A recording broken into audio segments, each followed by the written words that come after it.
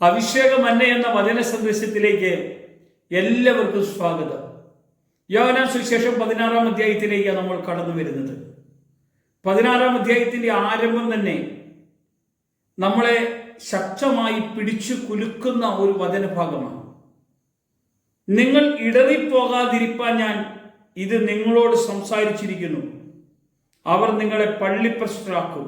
അത്രയുമല്ല, നിങ്ങളെ കൊല്ലുന്നവൻ എല്ലാം ദൈവത്തിന് വഴിപാട് കഴിക്കുന്നു എന്ന് വിചാരിക്കുന്ന നാഴിക വരുന്നു.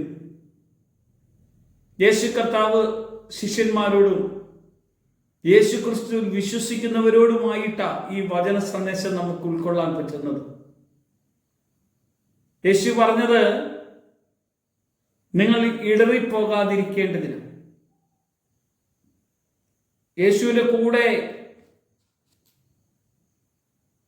12 ശിഷ്യന്മാരോട് കൂടെ 70 പേരുണ്ടായിരുന്നു. യേശു പറഞ്ഞ വചനം കേട്ട് കുറെ പേരൊക്കെ ഇടറിപ്പോയി. സത്യവചനം കേൾക്കുമ്പോൾ ഇടറിപ്പോയവരുണ്ടായിരുന്നു. യേശുവിൽ വിശ്വസിക്കാതെ അത്ഭുതങ്ങളും അടയാളങ്ങളൊക്കെ കണ്ടും കേട്ടും അനുഭവിച്ചവർ കുറച്ചു കഴിയുമ്പോൾ ഇടറിപ്പോകാറുണ്ടായിരുന്നു. ഇതൊക്കെ തട്ടിപ്പാണെന്ന് പറഞ്ഞ് പരിഹസിച്ച് തള്ളിക്കളഞ്ഞു പോകുന്നവരുണ്ട്.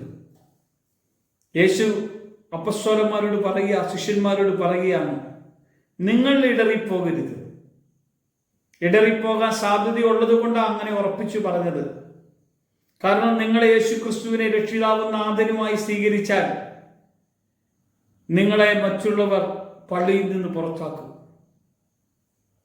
നിങ്ങൾ വിശ്വസിക്കുന്ന, നിങ്ങൾ ഏത് രീതിയിലാണോ ആയിരിക്കുന്നത്, യേശു ക്രിസ്തുവിനെ വിശ്വസിക്കാത്തവരാണെങ്കിൽ വിശ്വസിക്കാൻ തുടങ്ങിയാൽ നിങ്ങളെ പള്ളിപ്രശ്നരാക്കും.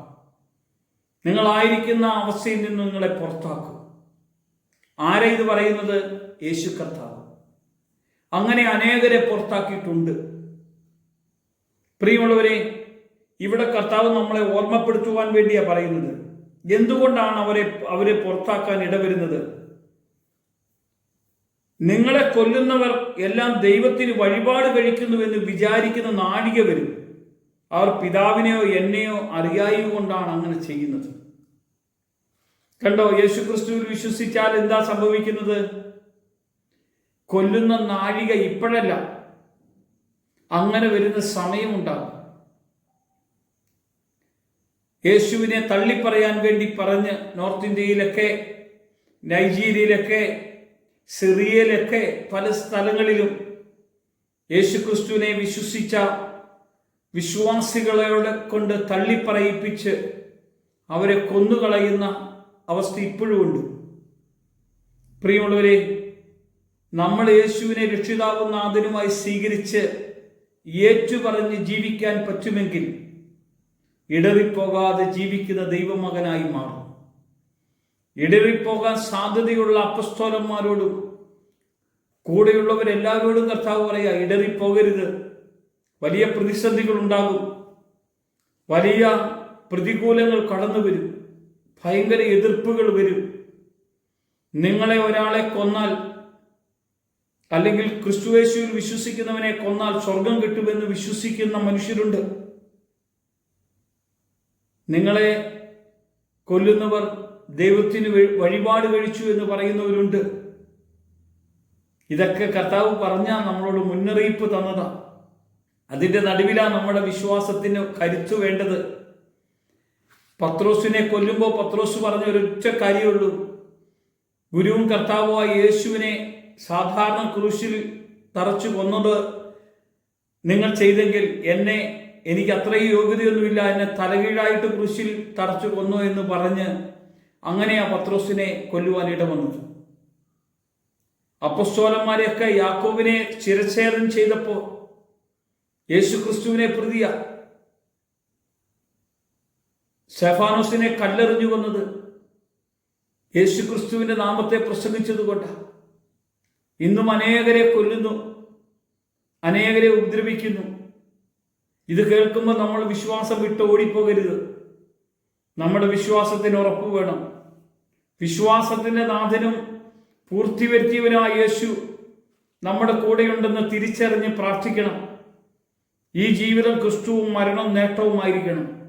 ആരെല്ലാം എന്തെല്ലാം പറഞ്ഞാലും നമുക്ക് വേണ്ടി കാൽവരി ക്രൂശിൽ മരിച്ച് നമ്മുടെ പാപങ്ങളെല്ലാം വഹിച്ച് നമുക്ക് വേണ്ടി സ്വർഗത്തിലേക്ക് കടന്നുപോയി നിങ്ങൾ ഇടറിപ്പോകാതെ ഏത് പ്രതികൂലങ്ങളുടെ നടുവിലും കർത്താവിനെ മഹത്വപ്പെടുത്തി കടന്നു പോകണം. ഏറ് കിട്ടുമ്പോൾ എറിഞ്ഞവരെ നോക്കി കർത്താവെ അവർ അറിയില്ലായ്മ കൊണ്ട് എറിയുന്നതാണ്, എന്നെയോ പിതാവിനെയോ അറിയായി കൊണ്ട് എറിയുന്നതാണ്.